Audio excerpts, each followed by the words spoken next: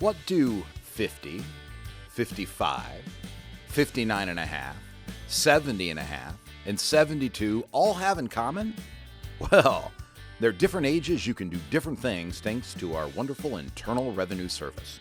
Which one matters most to you when it comes to your retirement plan? Join us on Consider This program today. Jamie Burton and I will give you some ideas and things you may want to consider.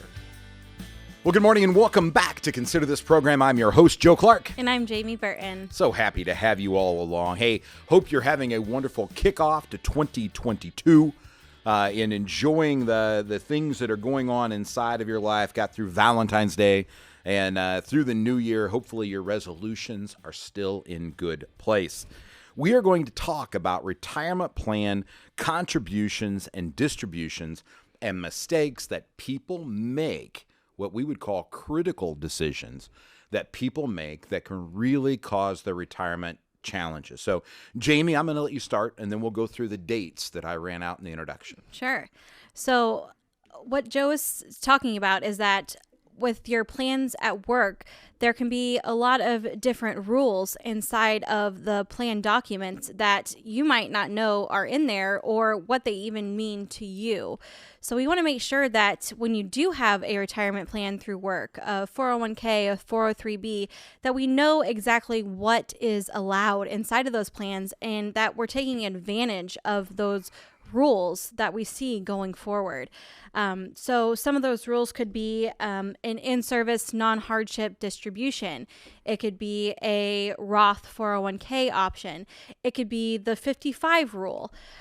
So we can really break down those rules, but looking at the in-service non-hardship distribution, that can be such a it's a big benefit that you can get to those funds, you can get those out, and you can really take advantage of those without having to pay a large income tax or a large penalty if they're taken out before the age of 59 and a half. All right, let's break it down. Yep. What's in service mean?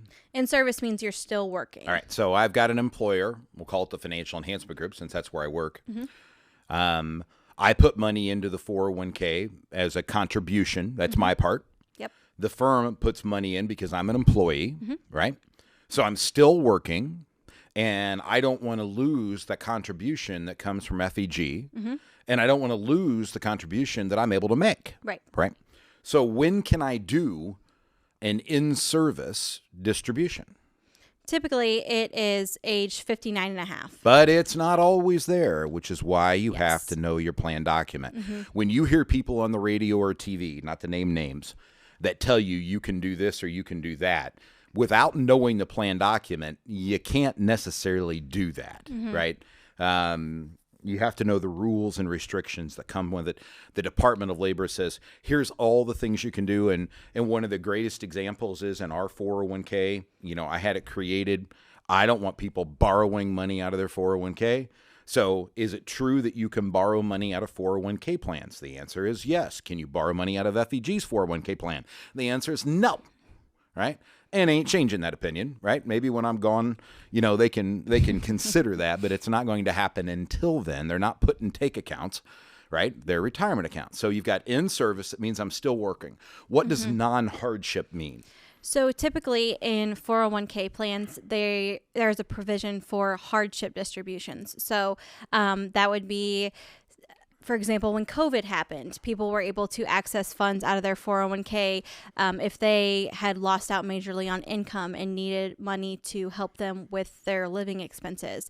You could take money out for large medical bills. So there's provisions in different 401k plans that say if this hardship happened, you can access these funds and not have to pay that penalty. Yeah. One of the differences with COVID and non-COVID, which I've never seen it when you could put the money back in. COVID allowed you to put the money back in. And I can't remember 9/11 well enough to know that there might have been a special back then. But other than that, none that I recall. So that's an in-service non-hardship distribution. Non-hardship means nothing went wrong. And I can take the money out and I can roll it directly to a self-directed IRA. Self-directed doesn't mean that it's in my bank account, doesn't mean that it's in my back pocket, doesn't mean that I bought gold and buried it in the backyard under the tulips.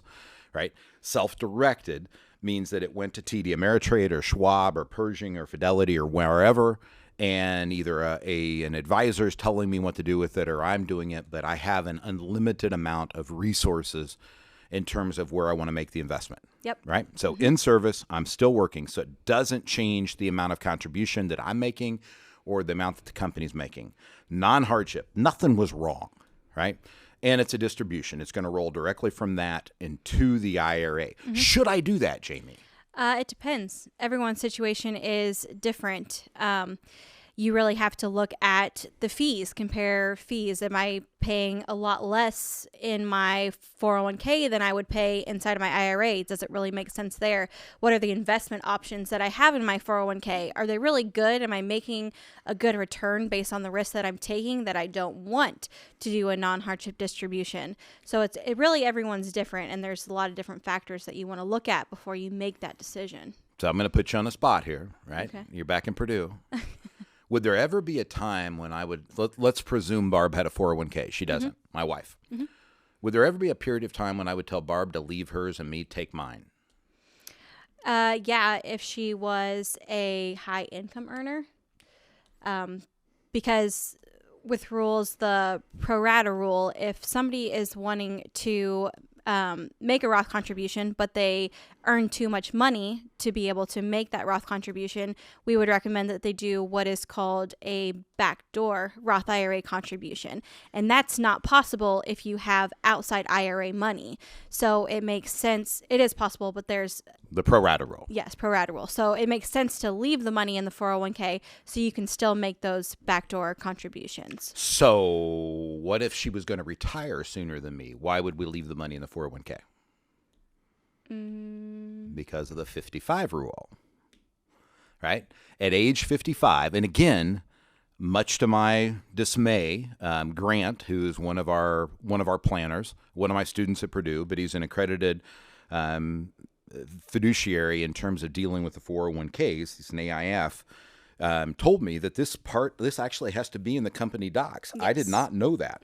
But at 55, if you're no longer working somewhere else, you can actually take money out of the 401k without a 10% federal penalty, still subject to full taxation if it's not Roth money. But instead of being in an IRA, which is always 59.5, you can't start before, unless you're disabled or dead. It's hard to take it when you're dead, but you get the picture. In a 401k, you can actually do it at age 55, right? So I may leave it in Barb's 401k and I may pull mine out because of age, because of other assets, right? She may have no other IRA money and I may have a bunch of IRA money, which already limits me from doing the backdoor. We have this happen, with the pro rata rule. What's another reason? We talked about on a segment earlier. Remember, you can always go to our podcast at Consider This Program and get it. We talked about all beneficiaries are not created equal. Right. And you started to hit this earlier. All 401k plans are not equal. Yes. Right. What if, and this happens a lot, what if Barb had $400,000 in her 401k and I only had $100,000 in mine, right? So now I have 20% of the kitty, right? But we want to have more commodity exposure or gold exposure, right? I want to change the investment directive, right? So one of the things that we do when Jamie sits down with you, or Grant or Aaron or Dean or whomever, one of the things that we try to do is to figure out where you have the best investment options inside of those 401ks. And so what we might do with one plan, we might not do with another. Right. And it's really, I hear people make these broad brush statements that, well, you should always do this and you should never do that. And it just, my hair on the back of my neck goes up because I can go through situation after situation where, no, I would not have always done that, right? But where it's one of those things that are there. Yep. So there's another one that came out of the Secure Act that we've never talked about on this show that I wanted to hit today since you brought this topic up. This is all you're doing. When do I have to begin required minimum distributions in an IRA? Age 72. When do I have to begin when do I have to begin required minimum distributions in a 401k? I thought it was age 72. If I don't own more than 5% of the company and I'm still working, I do not have to take required minimum distributions. If you're still working. Right. Yes. Now, one of the things you're not going to hear from Wall Street, because we get paid to manage money, right? One of the things that Wall Street fails to tell you is you can roll an IRA back into a 401k. All right. So for some odd reason, and it will get fixed, but my job is to help you guys, not to do the other part. But for right now, it says at 72 you have to begin required minimum distributions. It amazingly enough leaves out age 73. Right? So you need to consult your tax advisor, your financial planner, your attorney. But I will tell you that there are those amongst us who believe at 73 you could start your own consulting firm, your own company, roll your IRA back into it, and dismantle the required minimum distributions. Now, I'm not even telling you that's a good idea, right? Because they're more often than not, we see people who should take more out, accelerate the distribution as opposed to decelerate. But there's a lot to this. And when you have what we've experienced in our lives, I mean, you understand, I am an addict. This is all I know. It's all I've ever done.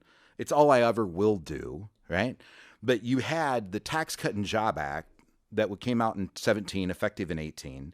You had the Secure Act, and then you had the CARES Act, right? There are not many people that are walking around that have been able to discombobulate this mess that we have of information and data to be able to figure out where to put the chess pieces on the board.